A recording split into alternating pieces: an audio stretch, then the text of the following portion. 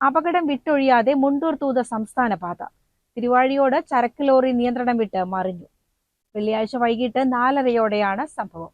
ഡ്രൈവർക്ക് പരിക്കേറ്റു. കോങ്ങാട് ഇഴക്കാട് പിക്കപ്പ് ലോറിയും നിയന്ത്രണം വിട്ട് മറിഞ്ഞു.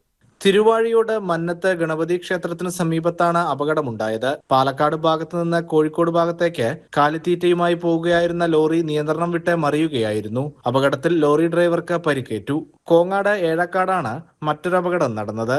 സംസ്ഥാന പാതയിലൂടെ അമിത വേഗതയിൽ വന്ന പിക്കപ്പ് ലോറി നിയന്ത്രണം വിട്ട് റോഡരികിലേക്ക് മറിയുകയായിരുന്നു.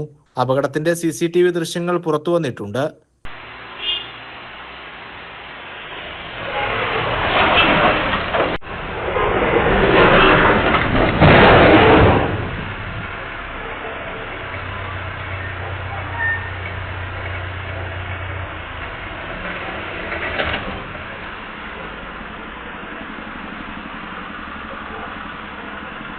CCN കടമ്പഴിപ്പുറം.